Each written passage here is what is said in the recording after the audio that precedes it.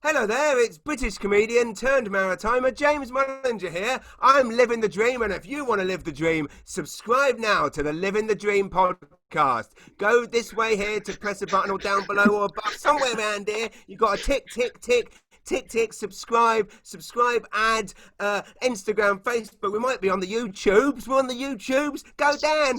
As my son's friends, not friends, my son's friends' favourite YouTubers would say, smash the like button now.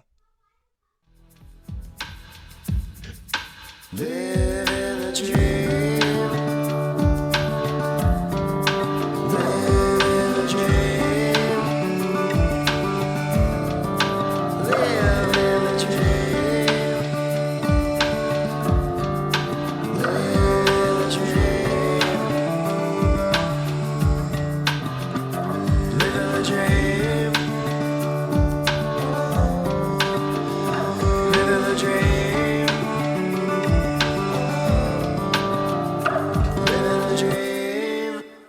Perfect. How you been, mate? All right?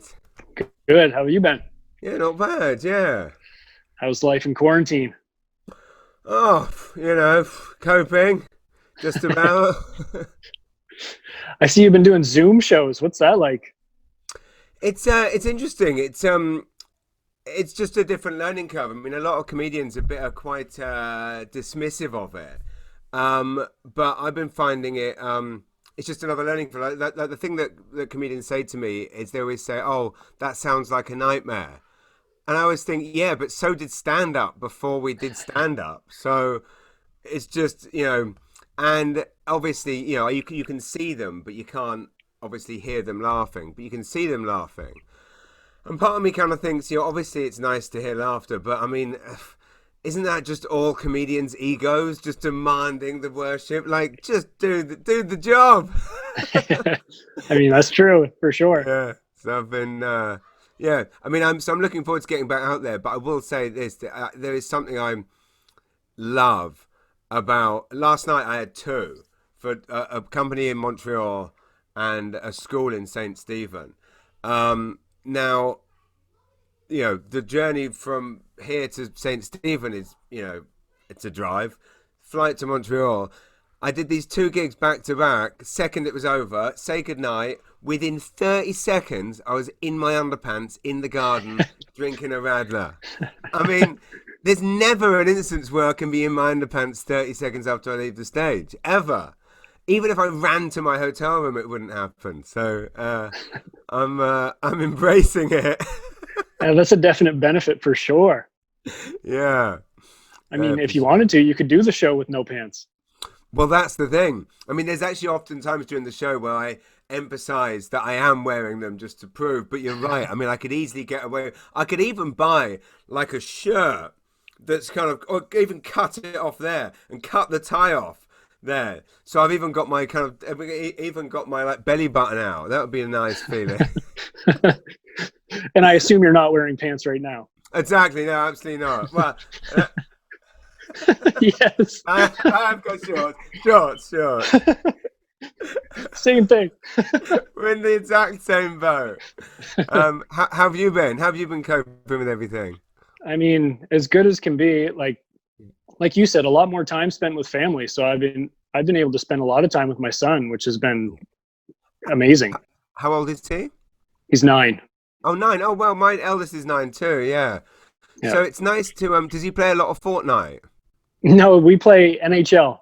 Oh, nice, nice. That's much more sensible. A proper sports game with strategy and skill, whereas my son is just into the murder.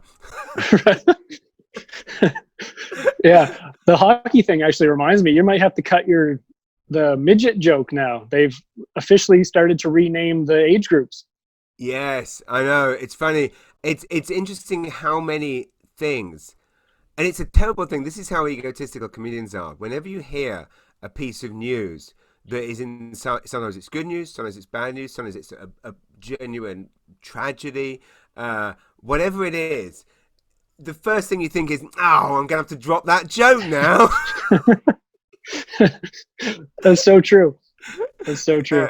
it's funny. There's been a few instances recently where things have happened in the news where it's like, okay, can't do that anymore. But yeah, it's I see the toxic Avengers poster behind you. yes, yes. You remember I had that night at I do.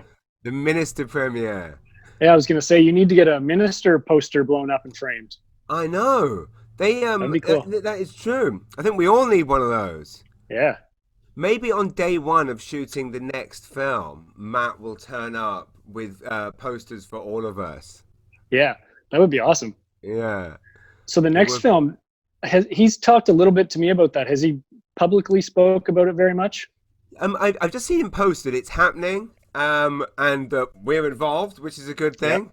And yeah, it's super exciting. I mean, the funny thing with the Minister is, I was excited to be involved in it even before. Like, I'm trying to think how good I thought it was going to be. Like, I knew it was going to be, it was going to be good, and that I would enjoy it. But I would say that it is like 1,000% better than I ever thought it would be in a million years. Like all the stuff pulled off in post and the green screen stuff, and also just it is such a faithful and loyal homage to those movies. Yeah. That like I can honestly say, and I've been involved in low budget things before, and sometimes they look low budget, sometimes they don't. Sometimes they. I've also been involved in big budget films which haven't come off in any way like you want them to, because they haven't got any heart or energy or whatever it is. And yet the Minister has so much stuff. And I mean, it's just one of those films that I just feel like, for people that like movies like we do, I mean, I feel like if Quentin Tarantino saw that movie, he would be sharing the hell out of it. Right. And I just want to be at a film festival in America watching people see that, because it's completely bonkers. It's completely mental. And it's, watching it was like the first time I saw, like, I don't know, Wolf Cop or any of those kind of classic trash sleaze cinema movies. I do this sometimes, and I'm guilty of it all the time, but we just kind of jumped into the topic. But for anybody that doesn't know, it's the short film The Minister, starring yours truly, James Mullinger, and it was a short film passion project by our good friend Matt Parks. Yeah. And I mean, he's having quite an amazing response with this short film, and he's planning on doing another one. So I mean, that's exciting. And I think he was talking about like it's hunting themed, and Yes. I don't want to say too much about it because it's not finalized or anything right now. But I mean, just if you've seen The Minister, and if you haven't, go see it. Yeah. But if you've seen it, you know what you're in for, and it's awesome.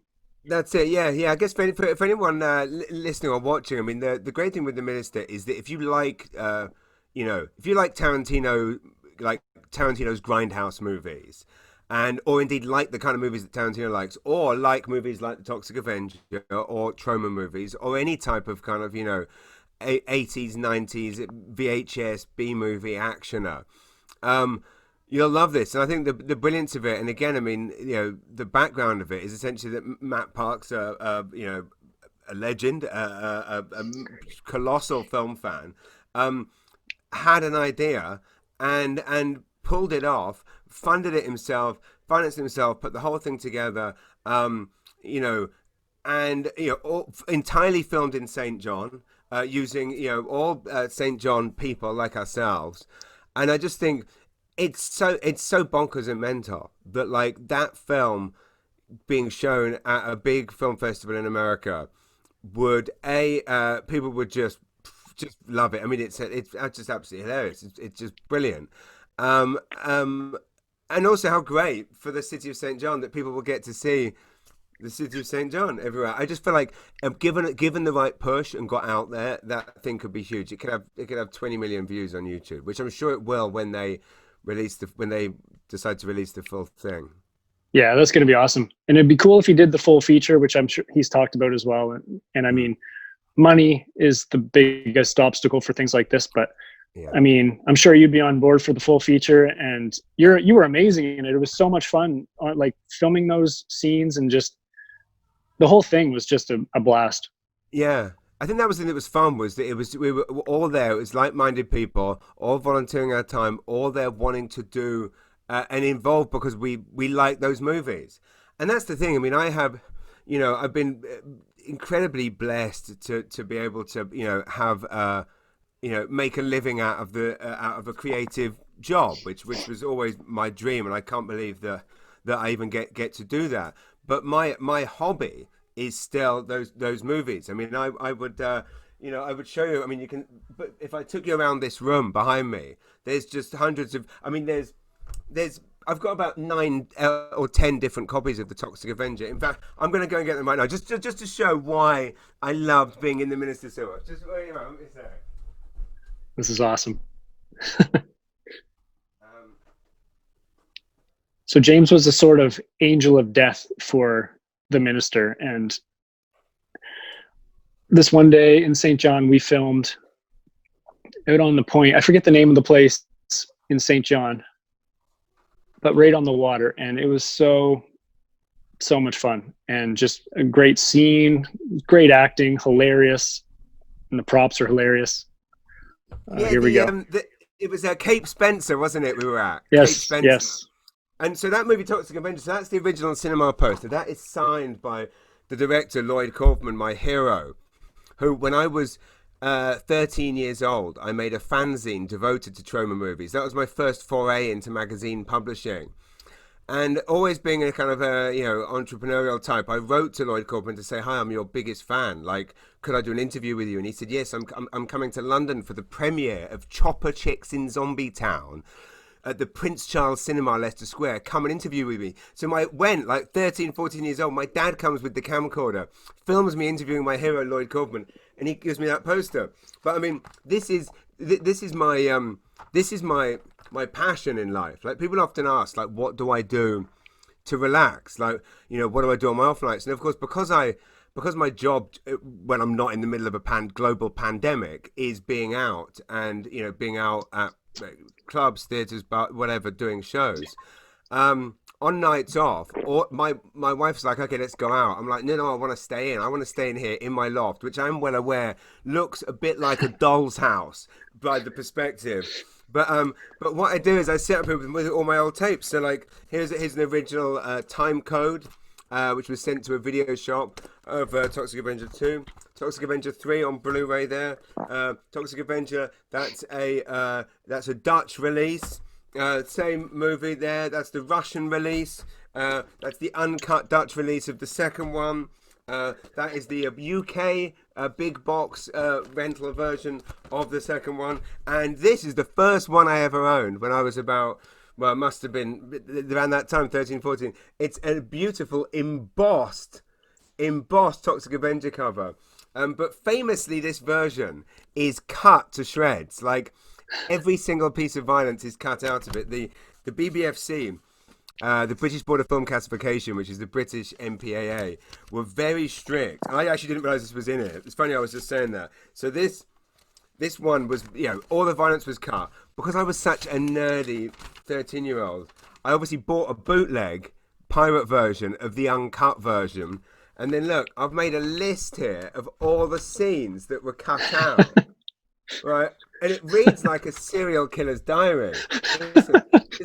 So is this Toxic Avenger rental version? 6 minutes 9 seconds. Sly and Bozo killing boy on bicycle, scene begins.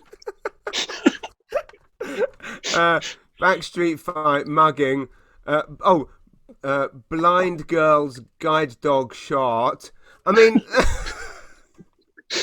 police discovering bodies, henchman's head being crushed, Wanda masturbating in sauna. Okay, this bit's going to be cut, I hope, before the broadcast at the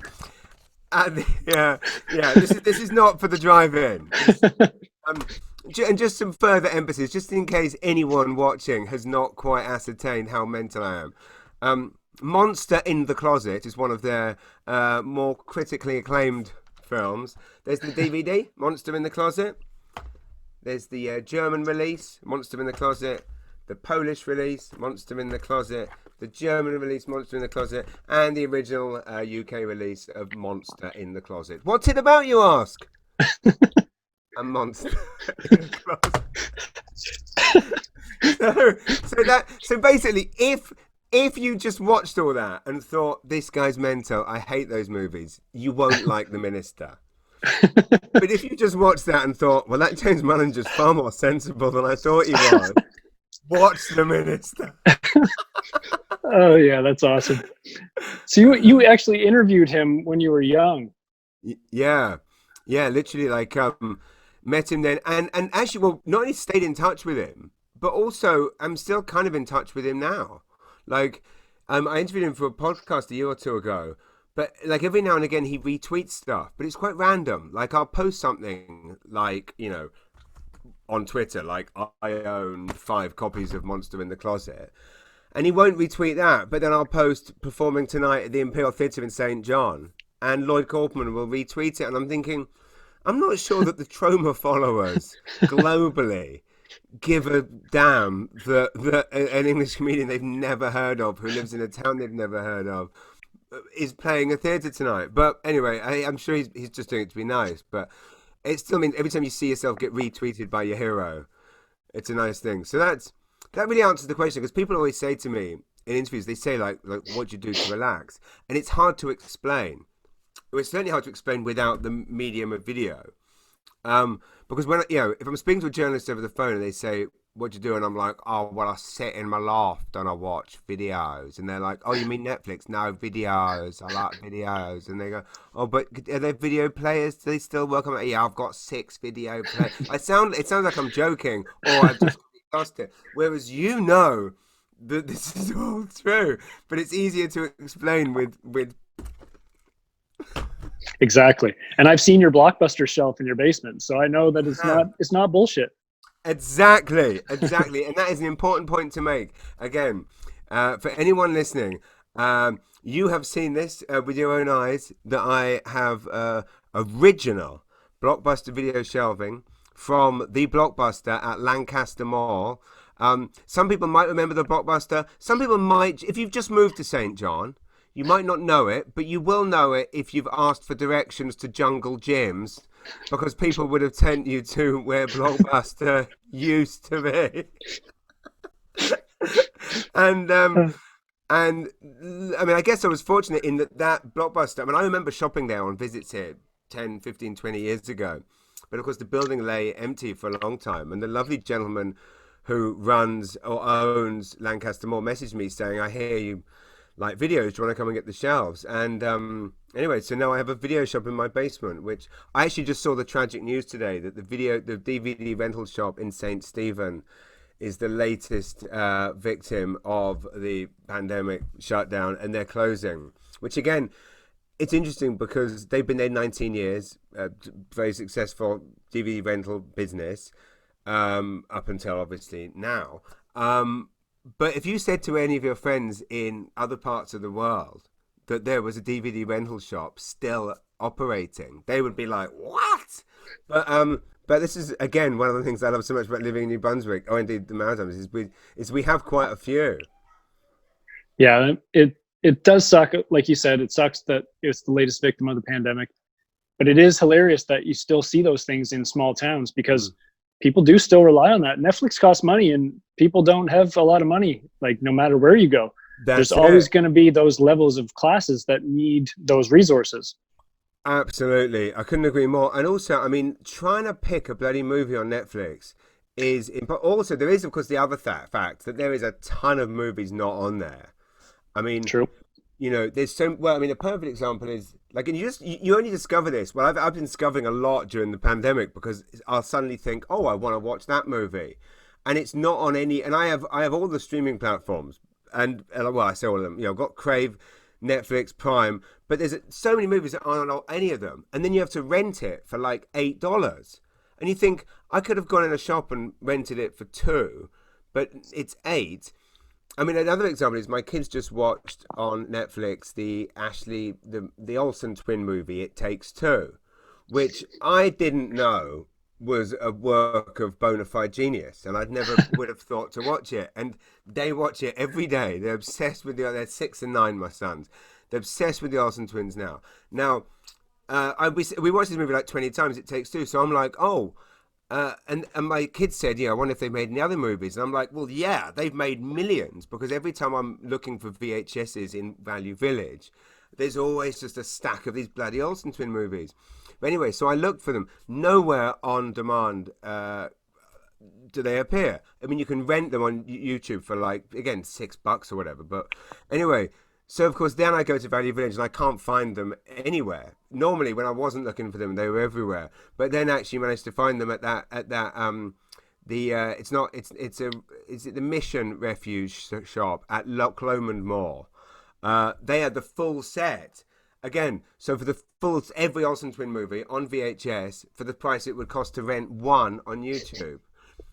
This has just turned into a 45-minute advert for VHS. I figured it might. I was prepared for this. Very smart. So maybe for like a step back, like you said, you interviewed your hero. I mean, was that always something you wanted to do? Like, I know you later on you were interviewing celebrities for movies and comedians as well. Like, how did you get your start in that? It's a good question.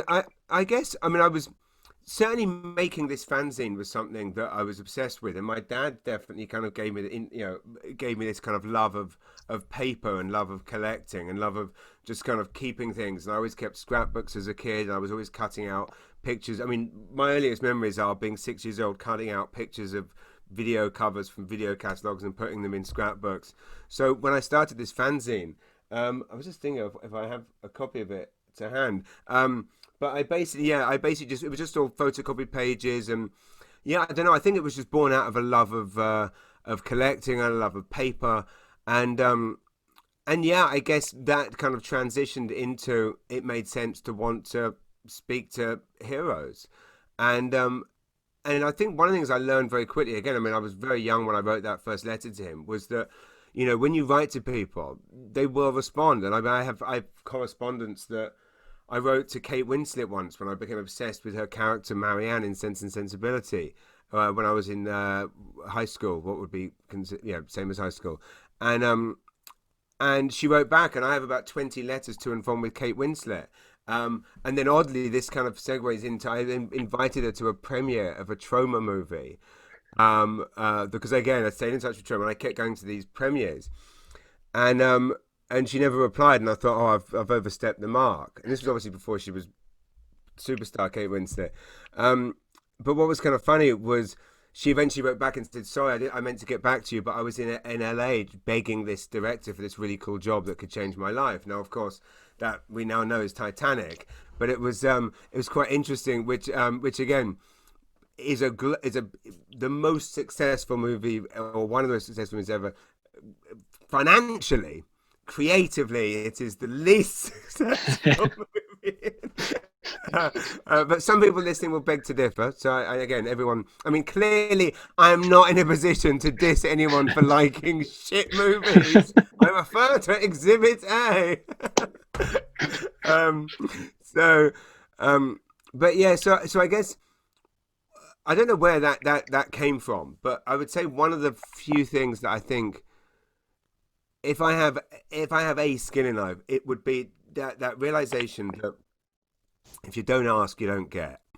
And at 13, I wrote to my hero and said, could I interview you? And he said yes. 17, 18, I write to Kate Winslet. She replies. And then basically that became what my job was at GQ, which was basically trying to secure celebrities for things. And again, similarly, wrote to Seinfeld, my comedy hero, 20 times trying to get an interview, was told no over and over and over again, and I kept trying different techniques, different ways, different approaches. Wrote to everyone, his agent, his manager, him, his assistant. They kept saying no, and they kept saying no until they said yes. And I'm still operating under that same thing now for my magazine, the Maritime Edit. I'm doing the same thing with Sidney Crosby and Ellen Page. They said they're too busy, and I'm saying, well, how can we make it happen? Stephen King's another one. I've been trying to get an interview with Stephen King for some time, and as I'm sure you know, the wonderful story about how a teacher in Sussex, a teacher at Sussex High School, again, and I love people that do this. She had the tenacity and the foresight and the genius to write to Stephen King to say she was teaching one of his books to her Sussex High School students. Would he come and speak? And Stephen King drove himself from his home in Bangor, Maine, to Sussex, and delivered a blisteringly powerful, inspirational speech. And I've been to Stephen King's house. I've written articles about touring Maine, going to all the Stephen King destinations.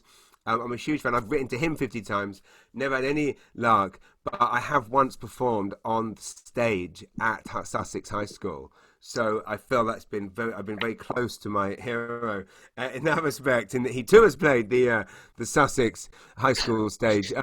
But interestingly, the footage of him at Sussex High is actually on YouTube.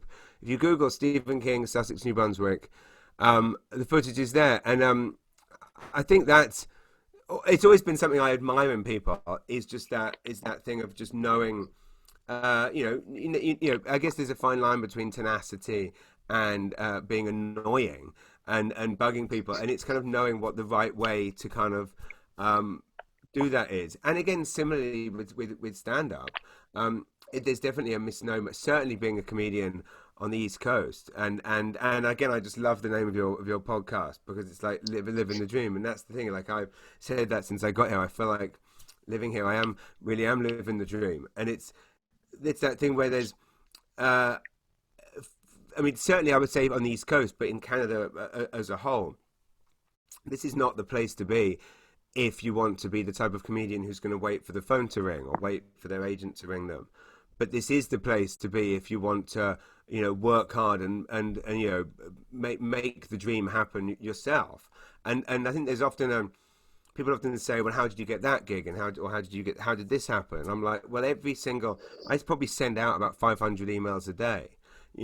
How did I get CBC's Debaters? Well, I wrote to them hundreds of times, pitching myself. Of course, they didn't phone me. I very little, I would say, and I work when we're not in a global pandemic, but even when we are, I'm still doing Zoom gigs. But say if I'm doing an average of 4 or 5 gigs a week, I would say 1 out of those 5 has come to me cold.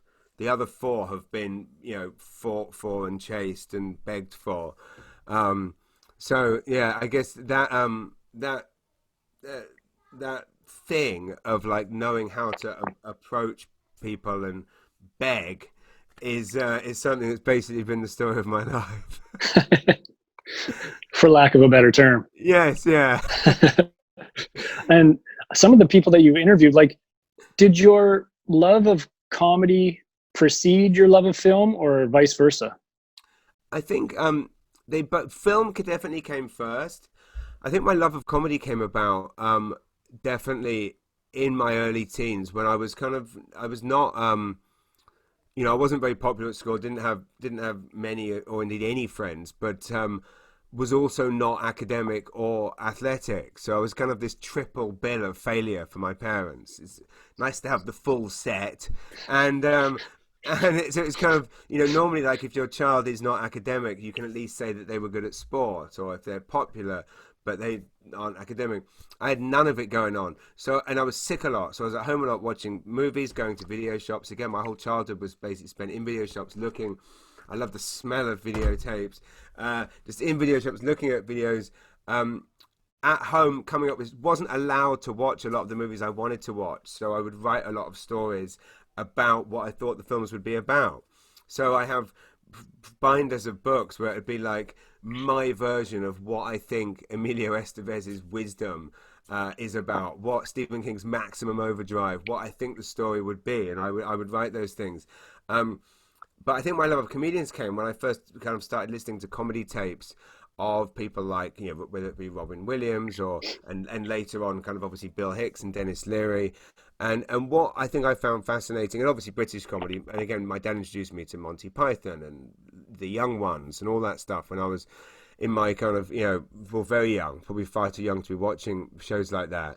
And I think what I found fascinating about it was that comedians, they made me laugh, they made me feel happy, but also that when I read their autobiographies, they seemed to be like weird, unpopular oddballs like me, but then they did this weird job where they walked on stage in front of thousands of people, even though they had, insecurity issues, and they had self-esteem issues, and in many cases, paranoid insecurity. I mean, all the things that most performers have. But at that point, I couldn't understand it. I was like, surely these are the most confident people. Why are they like that? So that was certainly the first time that I started thinking about the possibility of one day being a comedian. Was I was listening to these things, loving how much joy they brought me, but then thinking to myself, well, these I've read whether it's John Cleese or whoever's autobiography, or reading about Robin Williams's struggles with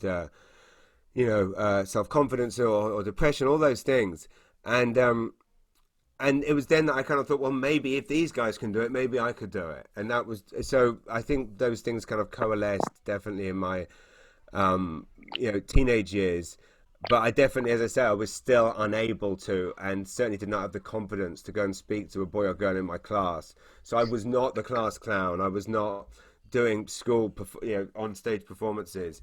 And even now, there's, I still feel like I am that person. I feel like anything in life, you teach yourself to do something. It's like, I've literally just taught my 6-year-old to ride a bike this week. Now, it's funny when this thing that we all do naturally, when you're trying to explain to someone what it is they have to do just to get moving off that bike, and again, how anyone teaches themselves the job that they do. And a mechanic is probably very intimidated the first time they lie under a car.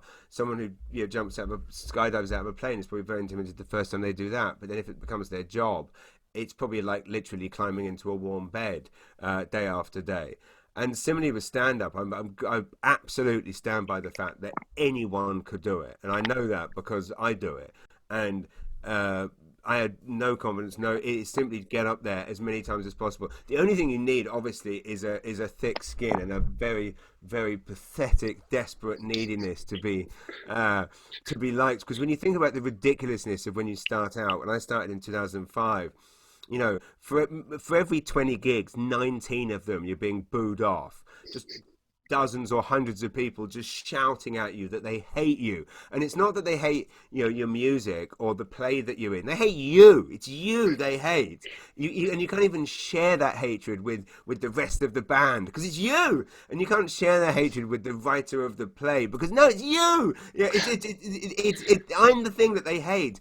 And taking those train rides home, night after night, and quite often I'll be in the middle of nowhere in England and miss the last train. I'll be sleeping on a station platform, just shivering cold, knowing that everybody hated me, and not even knowing if I was ever going to get better at this thing. But then keep doing it night after night, and then you have one show where it goes well, everyone loves you. That's how pathetically needy comedians are. That we will go through 19. It's like choosing to get beaten up 19 times just to get one hug. That's basically what it is. So that's there's a very long answer to the question, so I'm sorry. No, that's great. I was kind of wondering, when did you know that you made it? Like you do every comedian talks about bombing, and like you said, 19 out of 20. But when did you really feel like you'd kind of gotten over that hump? Good question. Yeah, great question. Well, I don't think like I have. I mean, I feel like. Well, you have. Well, that's very kind, but I guess what the transition that kind of occurs is you go from, at first, when you start out and you have an open mic gig booked for next week, as soon as it's booked, you start dreading it, right? And so every waking moment, there's not a single. It's like when you've got something bad going on in your life and you can't shake it. When you've got a gig, if it's a Wednesday and you've got a gig next Wednesday, for those 7 days, you just, every time you relax for a second, you go, oh, fuck, oh no, I've got a gig next week. Like, it's just, and basically, over the months or years, that time period goes down from like a week to a few days, to then you just wake up on the day and go, oh no, I've got a gig tonight, and you dread it all day, to then you just dread it when you get to the club. And then, so basically, that period gets shorter. And then you get to the kind of stage now where I'm not nervous as such. I'm apprehensive because I want it to go well. But basically I'm backstage knowing that if I do everything right, now my nerves now generally are just wanting to make sure that I go out there in the best possible way and have the best possible show. But in terms of improving, I mean, I guess what I mean when I say that I definitely haven't got there yet is that you go from getting no laughs to getting some laughs to getting laughs in every joke, and now I would say I'm at a point where I'm very proud of the fact that if I do a theatre to and again, I mean, the beautiful thing now is that I do a mixture of, and sometimes I'm doing obviously corporate gigs to people who've never heard of me, and I have to win them over. Sometimes I'm playing to a theatre of 800 people who are there specifically to see me. So they've kind of, then there are nerves from that because it's like they have an expectation. I don't want to let them down, but equally the pleasurable thing is they already in some way like something about me. They don't hate me. I don't have to win them over at the top. They've already. And I think that's an interesting thing with the different demeanors of how you walk on stage. Like if I walk on stage in Yuck Yucks Vancouver, where 400 people have come out that night not to see me, maybe 20 of those 400 might be there to see the me. The other 380 are there for a comedy night at Yuck Yucks Vancouver, and they have no idea who's on the bill. So how I walk out on stage there is very different to how I would walk out on stage in front of 800 people who are there to see me, inevitably, because one crowd I have to win over, the other already know who I am. So I think what I find, but so I'm proud of the fact that now, if I'm doing I would generally hope or expect that almost every joke will get a decent sized laugh, and I'm proud of that. I do this build up, the setup, punchline, laugh, next thing. And that to me is a successful show and all the rest of it. But then I work with a comedian like, for instance, Derek Seguin, the French-Canadian comedian based in Montreal, won the SiriusXM's Best Top Comic award a few years ago. And he just blows the roof off, does a different show every time I see him. He can improvise for an hour. I saw him at the 3 Mile here in St. John, and he didn't like a guy in the front row's red jacket, so he just roasted this red jacket guy for... Oh, someone there. Hi. Sorry. How much longer? Perfect. 15 minutes. They'll be there. Perfect. Okay. Thank you. That's my wife Pam, everyone. Say hi. Hey, Pam. And he wrote and he roasted this guy in the red jacket just for for an hour basically. And the point here is that the audience didn't breathe. Like it wasn't like I do a joke set up, ha ha ha, stop. They didn't catch their breath. So when I watch Derek, I feel like an imposter, and I feel like I may as well give up. So we all have those different. Everyone has those comedians they look up to in that way. But in terms of like making it, like I guess for me the dream and the end game and the goal was always simply to be able to feed a family doing stand-up comedy, which already is a crazy pipe dream. So the fact that I got there, and when people now ask me what's my new dream, I say, well, there isn't a new dream. The new dream is to sustain this, because this is hard enough to do. To put food on the table doing stand-up is a ridiculous dream, and it came true. So my dream is not to do an arena tour or be in an Adam Sandler movie or move to LA. My dream is to stay living in New Brunswick and keep feeding this lot, telling jokes. That's the dream, and that's really what. So basically, what I wake up every day with my one mission, it's to simply sustain what I have now, which again, I think one of the greatest mistakes that businesses make in life is trying to reach and overstretch. And some people would say I'm unambitious, and it's why, for example, I wouldn't fit in at a place like, the Just for Laughs Comedy Festival where everyone's trying to, do deals and get this and get this. I don't want to have to, I've been offered auditions in places like Toronto. I'm like, there's no point me going for the audition because I'm not going to move there. I'm not even going to go there for 3 months. I came here to be with my family and do the job. So, for my part, it's definitely a case of just wanting to sustain what I have and somehow work hard to make sure that I can keep doing it. And you know, right now that's Zoom gigs and obviously drive-in gigs. That's awesome. I wanted to ask you about like some of the people that you did interview, like Robin Williams, Seinfeld, George Clooney, Tom Cruise. Like, what were some of the highlights of interviewing those people? And like, do you have any crazy stories from each? Like, did Tom Cruise try to get you to join Scientology? Yes, good question. Tom Cruise was, I think what was interesting was for us doing that show, it was quite difficult getting it off the ground because the aim of it was to do a funny film review show. And there'd been quite a few prank shows done before where people would, like, there was famously Dennis Pennis, played by Paul Case, sprayed water on Tom Cruise. And Tom Cruise did not take kindly to it. So everyone was worried we were trying to do that. But actually what we were trying to do was actually make people laugh. So, what got the show commissioned was actually George Clooney basically got it commissioned, where we asked him a question. And again, granted, it isn't the funniest joke in the world, but it was shortly after 50 First Dates had come out, and he was in a movie called The Descendants.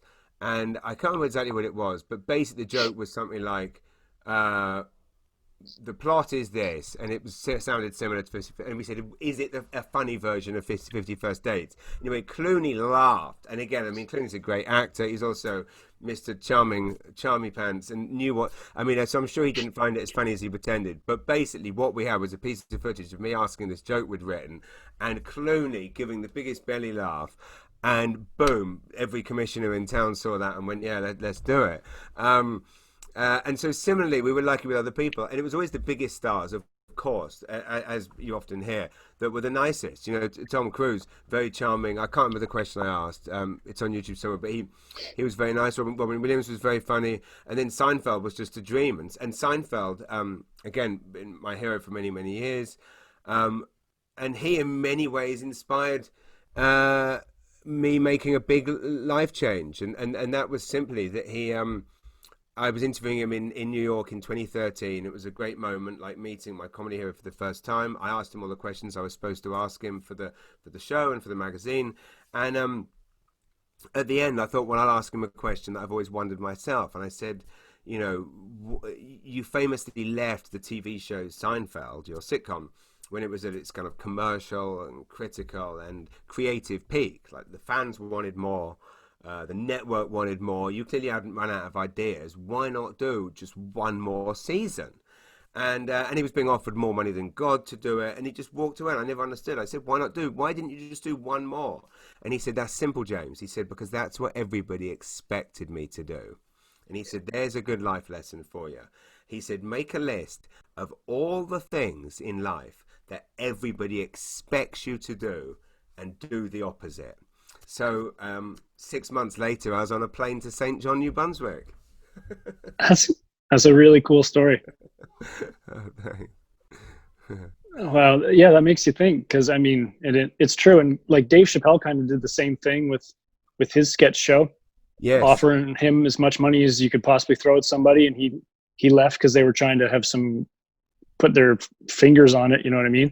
That's it. And there's definitely something to be said for it. And of course, it's one of those pieces of advice that it doesn't work in any context, obviously. Like, you know, if you and I are standing on a cliff top and you don't expect me to jump off the cliff, I'm not going to jump off just because it's what you don't expect. Right?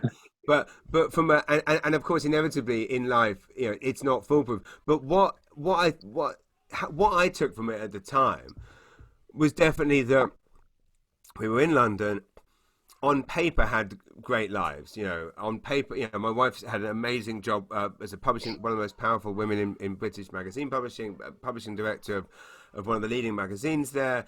Incredibly well-paid job, but of course, in London, the most expensive city in the world, that doesn't mean anything. The money comes in, the money goes out. My salary didn't even cover childcare. So basically, I'm working for free to pay a stranger to be with the kids that I wanted to be with. But on paper, it looked very glamorous. It looked, you know, a TV show and touring comedian and all this stuff. But the reality was, and I think basically that is what both she and I took away from it, was that we realized that if everyone looks at our lives and goes, well, you've got this great life here, you're clearly going to just keep doing the same thing. And when we thought about it, we thought, where would we be in 10 years if we stayed there? And we realized in 10 years we'd be in the exact same spot. We wouldn't be earning more, wouldn't be happier, wouldn't have a garden, wouldn't have any of that stuff. It would just be the same thing. And we thought we've got to make a big decision here. So that's when we said, well, let's. And they say the most stressful thing in life is moving house, having a baby, or changing jobs. Well, we did all three and factored in London to New Brunswick at the same time. Yeah, that's awesome. I had a bunch of fan questions, but I have two that I really like, so I'm just going to rapid fire those at you right now and try to get you out of here. Sure. The two that I really liked, and one that I was wondering myself, is did you actually wet yourself on stage like in the movie The Comedian's Guide to Survival? It's an excellent question, and it's one that people ask when they see that movie. Lots of things that happened in that movie did happen to me. That one didn't.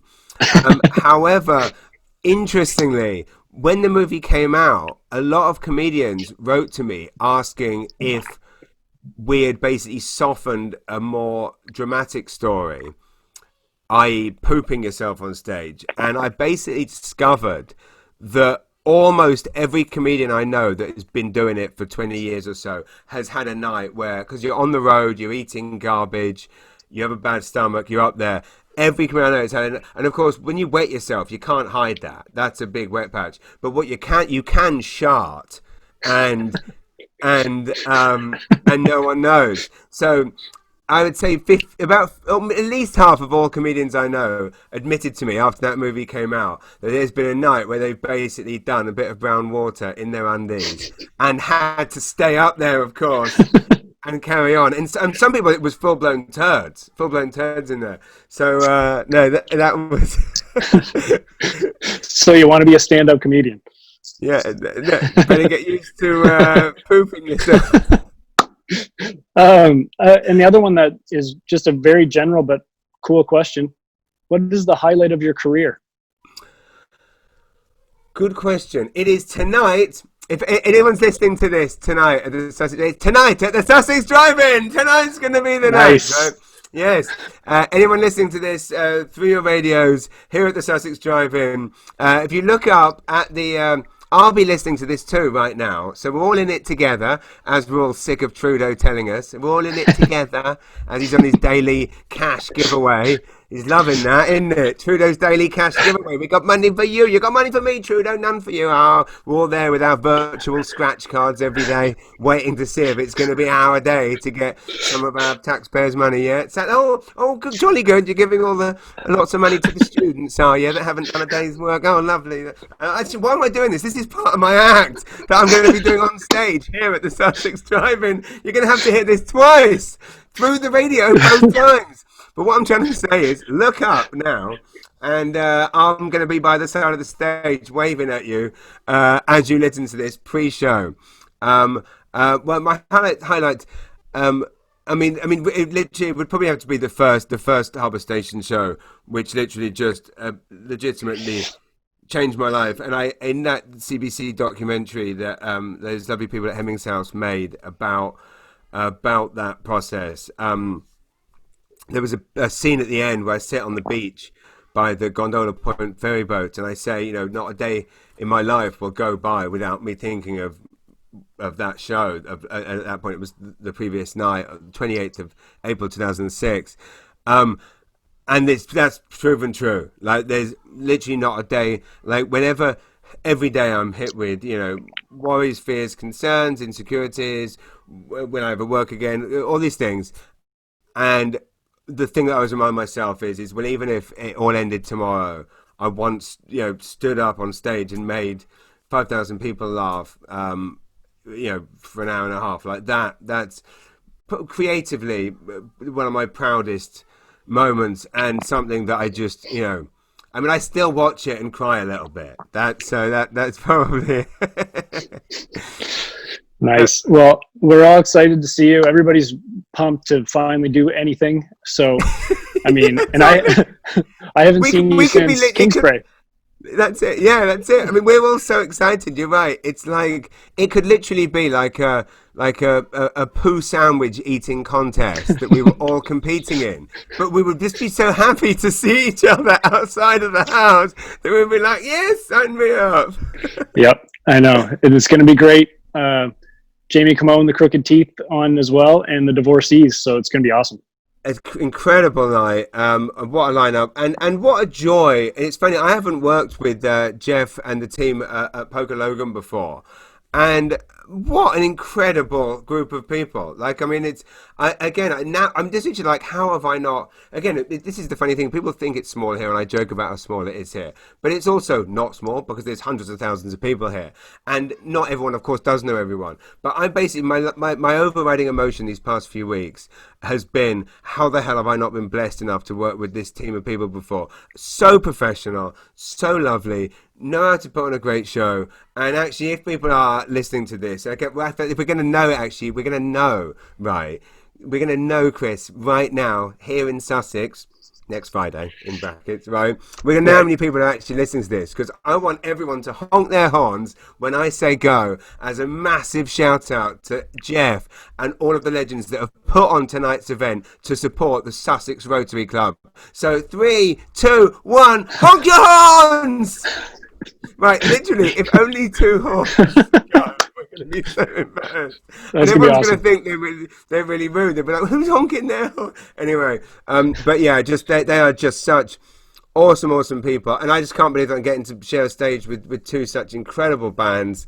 And I'm also extremely honoured that you asked me to do this, because like I say, I love you, I love everything about you, and I love your podcast. So this is a match made in heaven, and I'm giving you a virtual hug right now.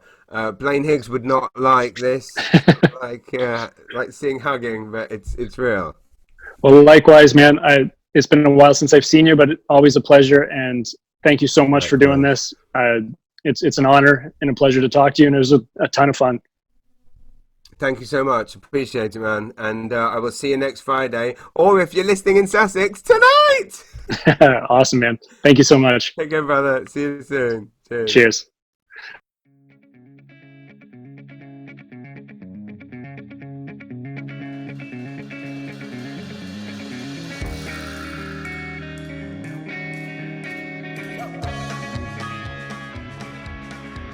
Hey dreamers, I just want to take a second to give a shout out to the true heroes from the Sussex Drive-In live show, all of you designated drivers out there. ANBL would like to thank you, the people who made sure the roads were safe this weekend, for stepping up and making sure everyone made it home with only great memories. Thanks so much to all the designated drivers. You're the real stars of the show.